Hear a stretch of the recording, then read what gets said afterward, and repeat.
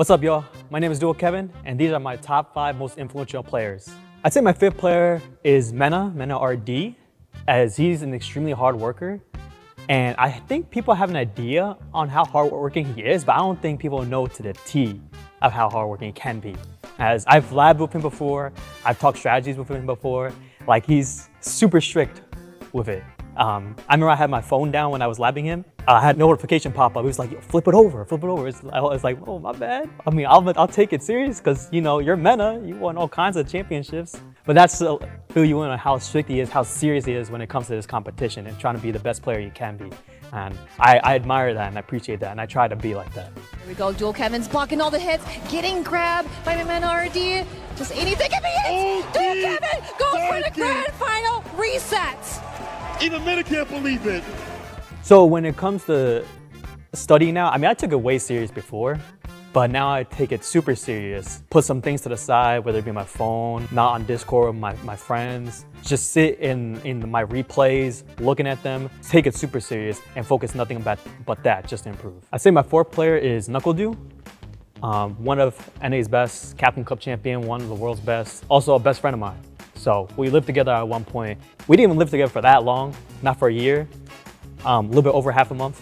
And even with that small time, I feel like I learned so much, and my growth as a player, skill-wise, just grew exponentially. So it feels like a friendship is just forming, a special bond, you know, like obviously a lot of times we're talking about Street Fighter because we're trying to be better every day.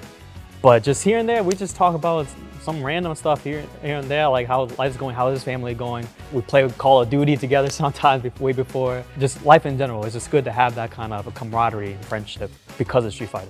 Me seeing how the type of habits he had to grow as a player. Knuckledew is the best, without a doubt, Street Fighter V player in the world. I always feel like I should try my best to improve myself, create my own habits. But here and there, I would like to see, like, try to copy this, see if it works for me. If not, oh well. If it does, I'll stick with it.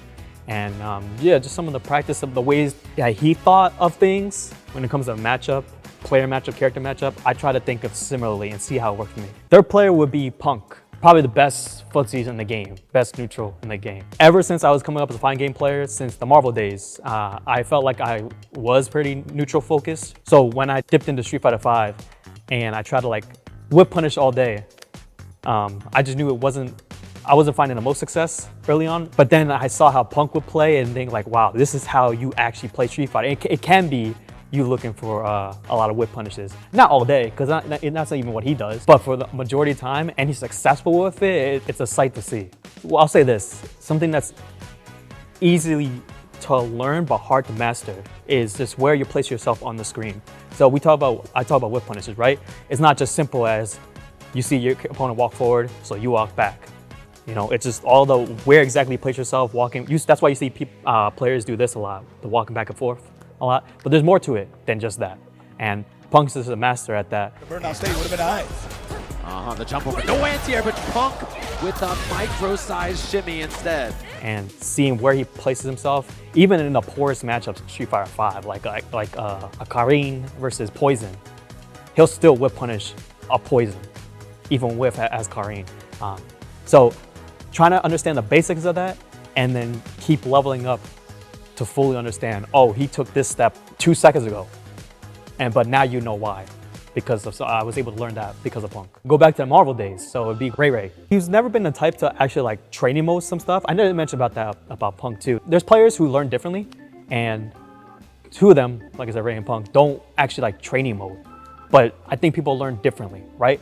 That's what I learned about myself, that I can learn as differently as them, but still look up to them.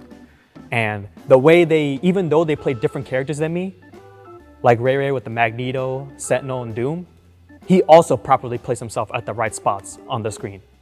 And then punished something or created a nice frame trap from full screen with Disruptor. And think I could do the same with Deadpool. So that's what influenced me in my gameplay with neutral overall, even back in the Marvel days. Wasn't enough Marvel time. X Factor for the look. Buttergut does connect. Ray able to make it happen. On to Amaterasu. He did know. But then back to the same side after the forward heavy foot time. He's able to get confirmed on the same side, take the kill, and Ray's gonna get another one on the board. Because I see it as like sports too. I don't watch too much sports, but I know where you place yourself on the basketball court matters.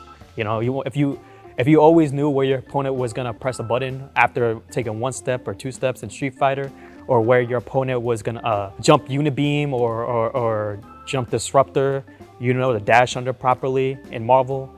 I think as a fighting game player overall, your best bet in improving is learning how you learn best. How I learned in Marvel, I try to figure out how I learned best and then translate that into Street Fighter. So just using training mode a specific way to create the scenarios that I lost to in Marvel is how I got better at that game. And then I would do the same thing in Street Fighter. My number one answer would definitely be F-Champ. Once again, back in the Marvel days, something that I really admired about him was he never would complain. So he always tried to find answers, whether it be Virgil, Zero, the BS characters. Can I say BS? He would not complain and just go to training mode. Even though we know Marvel is a crazy, wild game, and some of it don't make sense, and sometimes you just get unblockable by a Apology Man team. But he would still find answers and come out on top. So he didn't care about all that stuff. And he was a training mode guy. So I learned how to get better in training mode because of him and how he took advantage of training mode. Even though Marvel 3 wasn't the best training mode, but he took full advantage of what he could work with. So yeah, just him being F-Champ being a hard worker is something I just admire the most. I mean, that's what most of my list is, right? You have someone like Champ being one of the hardest working fighting games. I think even a lot of the OGs would agree with that. To Mena, who I told you, I think people have no idea how hardworking he is. They're hardworking even on the side or behind closed doors, because someone like Mena doesn't stream. F-Champ did. He streamed 16 hours a day, so you saw everything that he trained in mode. But even someone like Mena who trains behind closed doors, you can see the results that they put up, and there's a reason for that, because of how hardworking they are. 3 words I probably use to describe them: hardworking, without a doubt. I keep mentioning it's just unknown on how much hours they put in to on the smallest little intricacies that you would think you wouldn't have to work for to learn a matchup, to learn a player matchup or character.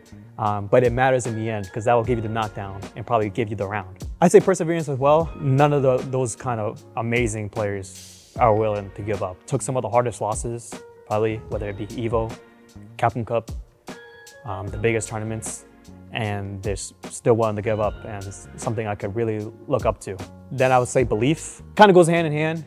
Everybody feels so down after a tough loss, but with the kind of work that they put in, even after the toughest losses, they could pick themselves back up and even grow higher than probably what even the world expected.